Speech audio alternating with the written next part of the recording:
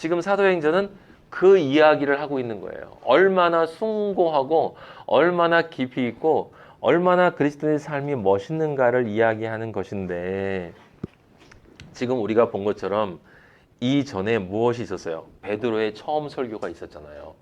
베드로의 진짜 설교. 예? 영생의 말씀이 우리 있사온데 우리가 어디로 가겠습니까? 라고 제가 저주에 말씀드렸죠. 베드로가 그걸 아무것도 모를 때 아버지한테 고백했단 말이에요. 예수님한테. 영생의 말씀이 너희들도 가려느냐? 라고 제자들한테 물어봤을 때 베드로가 영생의 말씀이 당신에게 있는데 우리가 어디로 가겠습니까? 라는 고백을 했는데, 그때 베드로가 영생의 말씀 몰랐다고 그랬죠. 왜 몰라? 성령이 들어오지 않았기 때문에 알 수가 없어. 예수님의 말씀을 예수님의 곁에서 끊임없이 3년 반 동안 이야기를 해줬어도 그것을 진정으로 깨닫지 못했단 말이에요. 그 증거가 모두 부인한 거고, 베드로도 부인한 거고, 3번씩이나 저주하면서 부인한 거고, 그 3번씩이나 저주하면서 부인한 것이 바로 누구의 모습이라고? 우리의 모습이라고. 베드로가 부인한 게 아니라 우리가 부인한 거라고. 왜 3번씩 부인한 거라고? 우리의 영과 혼과 육이 총체적으로 우리는 아버지를 부인하고 살았다 이 말이에요. 그래서 3번 부인하는 거예요. 그래서 나중에 3번 또 고백해야 돼. 내 영이 아버지를 사랑합니다. 내 혼이 아버지를 사랑할 것입니다. 내 육이 아버지를 사랑할 것입니다. 내 영과 혼과 육, 이 통일체가 아버지를 사랑할 것입니다. 라는 고백을 그 디베리아 바다에서 베드로가 그때도 무슨 뜻인지 모르고 예수님한테 하잖아요. 네. 아무 뜻도 모르고 했는데 그 뜻을 정확히 안 게 그 오순절 성령 임재를 통해서 베드로가 자기도 모르게 일어서서 선포를 하는데, 다른 제자들이 네가 무슨 권리로? 라는 말은 사람이 없어. 여러분, 영적 권위가 있는 사람의 말은 누구도 막지 못해요. 그 사람을 때려 죽일 수는 있지만 그 사람에게 영적으로 대항할 수 있는 권리는 없어요. 왜냐하면 하나님이 나오시는 것이기 때문에. 말씀이 나올 때, 그리스도의 말씀이 나오면 반드시 능력이 있게 돼 있어요. 하나님이 아버지이신 하나님이 빛이 있으라 라고 아들의 말씀이 나오면 그 다음에 성령의 능력이 있을 수밖에 없어요. 빛이 있는 거예요. 빛이 있는 것.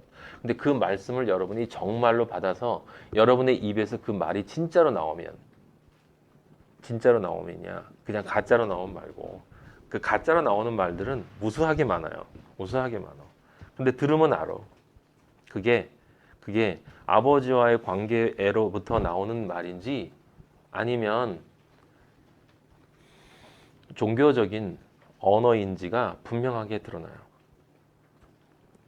근데 그 말이 떨어지잖아요. 그 말이 떨어지면 그 말은 반드시 예수 그리스도의 영이기 때문에 그 말이 사람들의 영을 건드리게 돼 있어요. 그래서 불편하게 만들거나 기쁘게 만들거나 이렇게 하는 거죠. 제가 왜 이 얘기를 여러분한테 드리느냐? 베드로가 영생의 말씀이 주께 있사온데 라는 그 영생의 말씀이 무엇인지를 방금 설교했다고 그랬죠. 우리 저번 주에 봤어요. 베드로가 그 영생의 말씀이라는 것이 무엇인지를 설교했어요. 네. 우리가 알고 있는 그 십자가의 7단계의 그 창조의 공식에 대해서, 네. 정말 아버지가 그렇게 정밀할 수가 없다라고 하는 것처럼 모든 그리스도인들이 그렇게 갈 수밖에 없는 그 단계를 설명을 했습니다. 그래서 사람들이 그런데 그걸 영으로 받아서 이제 3,000명이 구원을 받았다고 그랬어. 3,000명은 3,000명이라는 숫자가 아니라 3, 영과 혼과 육이 10의 배수인 1,000, 10개명, 그 존재의 영과 혼과 육이 10개명, 온전한 10개명. 온전한 10개명은 누구? 예수 그리스도. 예수 그리스도로 완전해지는 10, 10으로. 그죠? 그러니까 영과 혼과 육이 10, 10으로 완전해지면 3,000이지. 그러니까 그건 3,000명이라는 뜻이 아니라 그때 베드로의 말을 듣고 구원받은 사람들은 온전한 그리스도인들이다 라는 뜻이에요. 3,000명이라는 뜻이 아니라 온전한 그리스도인들이라. 그러니까 시내산에서 3,000명이 죽었다는 건 온전한 그리스도인이 아닌 자는 다 죽는다. 다 죽었다. 그리고 지금 이 얘기가 나오는 거란 말이에요. 사도행전 2장 41절에 그 말을 받은 사람들은 여기 있잖아요. 받은 사람들이라고 사도행전 2장 40절에 그 말을 받은 사람이 있고 받지 않는 사람들이 있다는 거예요. 여러분들이 그 베드로가 설교를 했을 때 모든 사람이 받았다 이렇게 생각하면 곤란해. 아니에요. 받은 사람들이야. 받은 사람들이 어떤 사람들이에요? 자기의 영으로 그 영의 진리에 화답을 한 사람들이야. 그 사람들은 세례를 받았다라고 하는 거예요. 이때 세례가 침례냐 그냥 그게 중요한 게 아니라고 그랬어요. 세례를 받았다는 것은 이제 옛 자아가 죽고 새 자아로 다시 태어났다. 새롭게 태어난 사람은 삼천의 존재다. 정말 온전히 그 존재의 영과 혼과 육이 하나님 아버지로 가득 차 있는 존재다.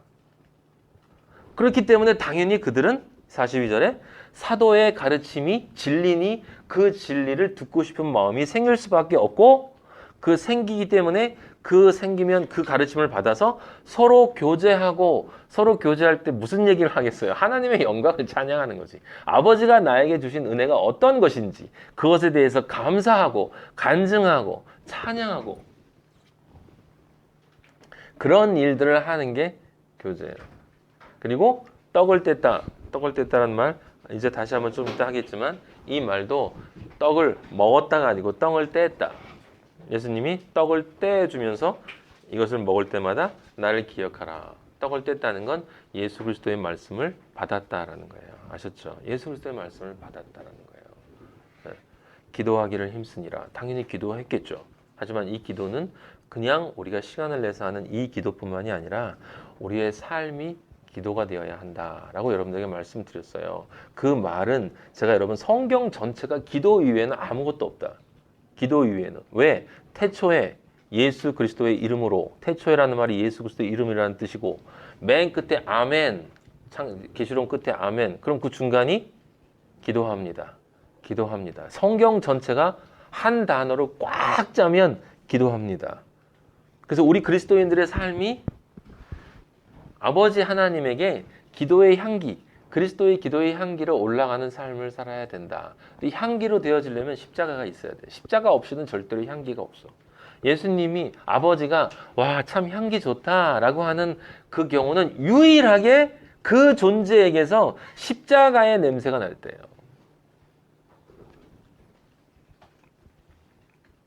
지금 그런 상황인데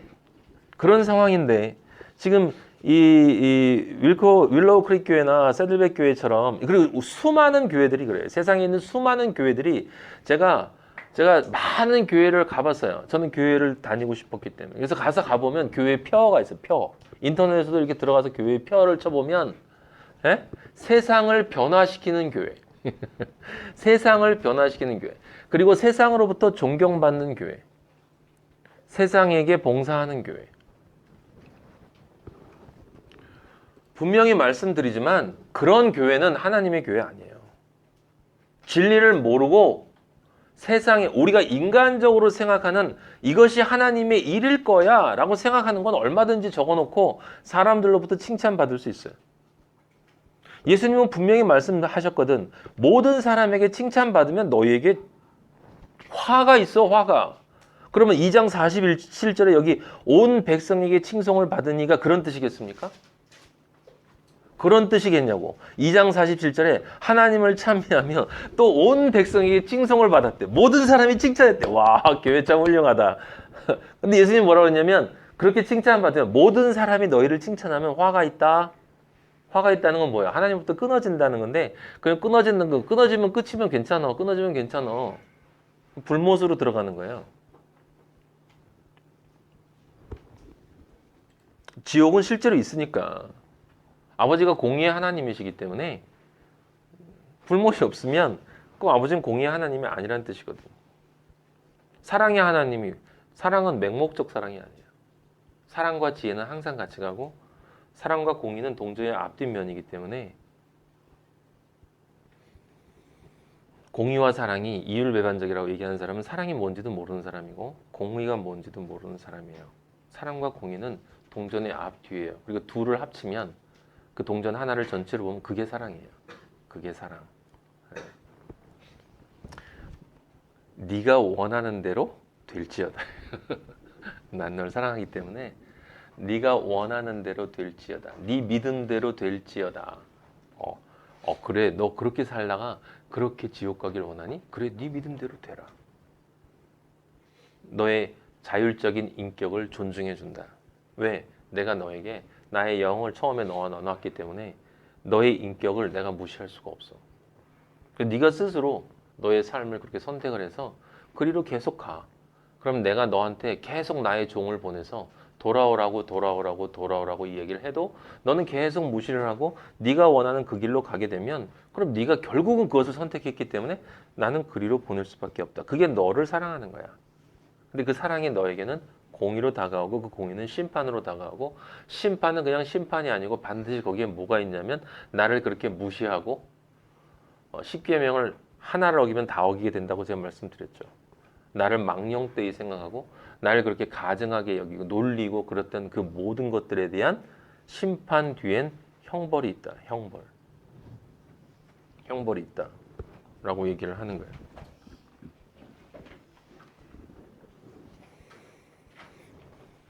자, 무슨 얘기를 제가 지금 드리는지 여러분 이해하실 거예요. 사도행전 2장 41절과 47절을 우리가 일반적으로 교회에서 알고 있는 것처럼 저도 옛날에 그렇게 알았었는데 초대교회 때 생각이 늘 궁금했던 게 왜 사람들이 모든 자기가 가지고 있는 물건과 돈을 다 나눈 것이 이때 딱 한 번밖에 없었을까 하는 게 저는 늘 궁금했어요. 왜 그 다음은 없을까? 그리고 왜 그 다음에는 하나님이 너희 왜 그렇게 안 해 임마라고 호통치는 모습이 왜 성경 뒤에는 안 나올까? 바울 서신 어디를 뒤져봐도 베드로와 야고보서와 어디를 뒤져봐도 하나님이 너희들 초대교회 때 어떻게 했어? 모든 것을 다 나눠서 다 나눠가지고 모두가 가난한 자 없애고 전부 행복하게 살았지. 근데 왜 지금은 그렇게 안 해? 이 나쁜 놈들아라고 호통치는 게 없어요. 한번 찾아보세요. 왜 그러냐? 그 이유는 간단해요. 우리 사도행전에 그 지금 읽었던 이 구절이 그런 이야기하고는 전혀 관계가 없기 때문에 그렇게 읽고 그렇게 믿으면 그렇게 믿는 사람들이 사는 곳으로 가는 곳으로 가게 돼 있어요. 만약에 이게 이렇게 되는 거예요. 제가 해석을 이제 인간적 육혼을 합친 우리가 경험했던 그 육의 관점, 성경의 로마서 8장에 나온 육의 관점으로 이걸 해석을 하면 이렇게 돼요. 성령의 임재를 통해서 기독교인들이 구원을 받아서 늘어나고 교회에서 이제 많은 기사와 표적이 일어났어요. 병도 고쳐지고 많은 것들이 일어나니까 신자들이 더 늘어나면서 더 확신을 가지게 됐어. 그래서 점점 더 많은 사람들이 교회에 모이게 돼요. 막 모이게 됩니다. 그리고서는 진짜 저런 신비스러운 영적 일들이 많이 일어나는 것을 눈으로 목격하면서 가지고 있는 물건들을 서로 다 나눠 쓰고 그리고 돈이나 가지고 있는 걸 다 해가지고 자선을 통해서 가난한 자들에게 필요한 재정적인 지원을 다 해줘. 그리고 사람들이 매일 교회에 나와서 예배 보고 찬양하고 그리고 서로 먹을 것을 가져와서 서로 나눠주면서 드셔보시라고 기쁨과 즐거움으로 정말 하나님 감사하다고 하면서 맛있게 나눠 먹고 봉사하고 헌신하면서 행복하게 사는 모습을 보니 세상 사람들이 참, 야, 저 교회 참 훌륭한 교회네 라고 칭찬하고 교회는 점점 더 부흥한다. 이렇게 해석하고 있는 거예요. 지금 세상에 있는 대부분의 교회가. 이런 질문이 나옵니다. 아까 제가 말씀드렸지만 이런 모든 행위들 가운데 하나님과 나와의 은밀한 교제는 어디 있는가라는 질문이 나오는 거예요. 골방. 그 골방이 도대체 어디 있느냐라는 거예요. 사람들이 생각하는 그 공간적인 골방이 아니라 아버지와 나만의 둘만의 은밀한 교제. 정말 어떤 문제가 있을 때 내가 아버지한테만 매달리고 아버지한테 기도하고 매일매일 아버지와 내가 교제하는 그것이 지금 이렇게 해석되어질 때 그 안에 어디 있느냐는 거예요. 그리고 아까 말씀드린 것처럼 이렇게 좋고 이렇게 나눠주면서 하는 거기에 날마다 자기를 부인하고 자기 십자가를 지고 따르는 그 삶이 서로 잘 먹고 잘 살자는 거예요.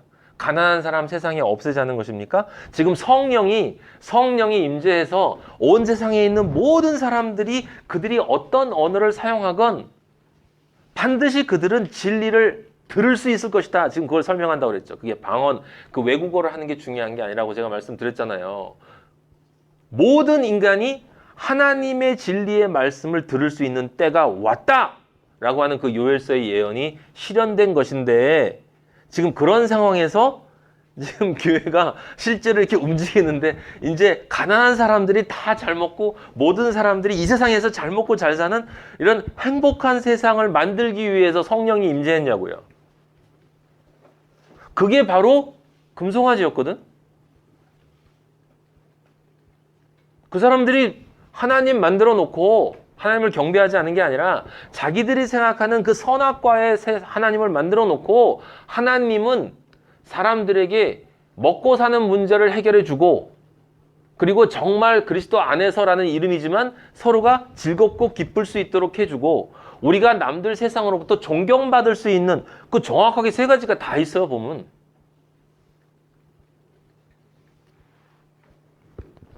비교 욕망 다 있잖아요. 세상 사람들로부터 존경받고 싶다는 거예요.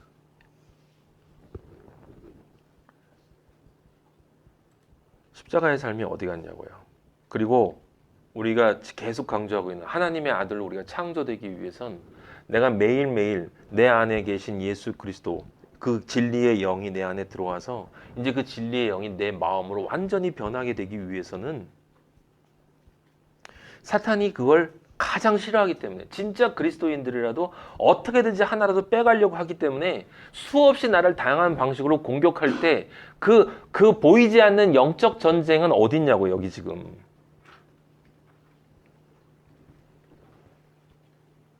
그 창조 과정에서 그리스도인이 반드시 겪어야 되는 영적 전쟁에 대한 이야기가 지금 여기 어디 있어요? 여기 우리가 읽은 이 이야기 안에.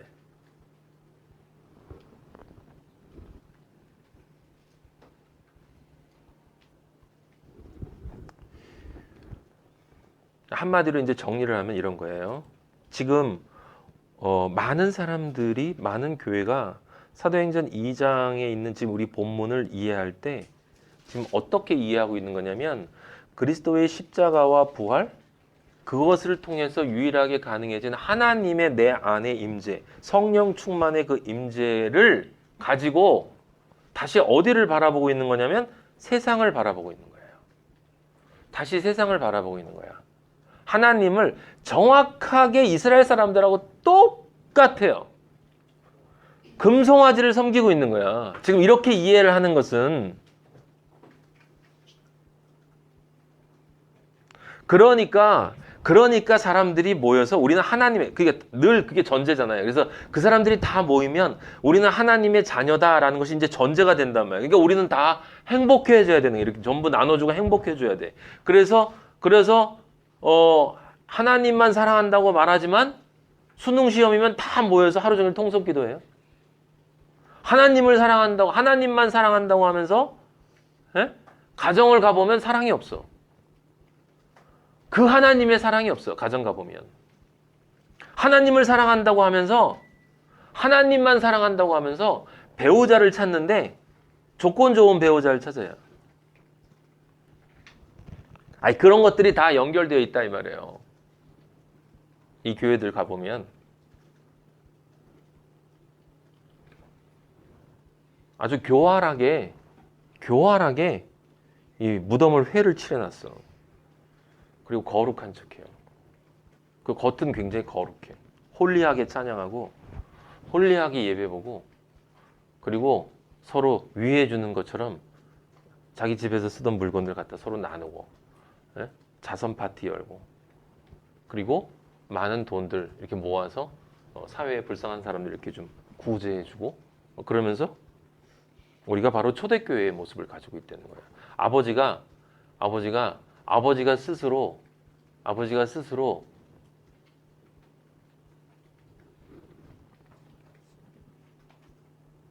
가장 낮은 존재로 내려와서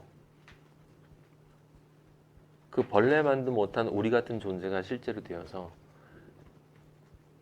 그 십자가에 처절하게 달려서 빨가벗고 그 온갖 조롱다당하고 찢기고 맞고, 이게 너무 많이 얘기를 해서 사람들이 이제 그걸 아주 뭐 맞으셨지, 피 흘리셨지, 가시관 쓰셨지, 자기 손가락에는 가시 하나 들어와도 난리를 떠는 인간들이 예수님 고통 얘기할 때는 아주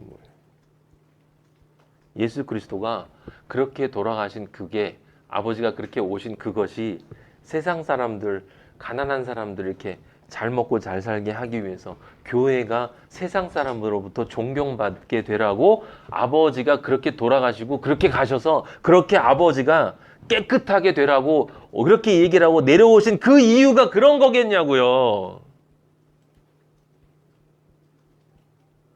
예수님이 오병이어, 칠병이어를 기적을 하셨지만 그것을 통해서 실제 그 다음에 아버지가 예수님이 야 너희들 내가 한 것처럼 이 세상에 가난한 사람들 없게 너희들 돈 다 가져와 모아서 내가 다 나눠주게 그렇게 한 번이라도 이야기하신 적이 있냐고요. 그리고 이 3장 베드로 3장으로 넘어가면 이 얘기 끝난 바로 다음에 베드로가 안진뱅이를 일으키는 장면 있잖아요. 그때 뭐라고 그랬는지 알아요? 3장 6절 보면 뭐라고 그랬냐면 우리 다음에 보겠지만 은과 금은 내게 없거니와 그랬어요. 아니 조금 전에 다 모아다 갖다 줬다며. 교인들이 다 자기 거 갖다 줬다며요. 다 팔아서 은과 금 갖다 줬다며. 근데 왜 그럼 은과 금은 안 주고 은과 금은 내게 없어. 내게 있는 것은 내게 줄 거야. 내게 없는 것은 난 줄 수 없어. 나사렛 예수 그리스도 이름으로 일어나 걸어라.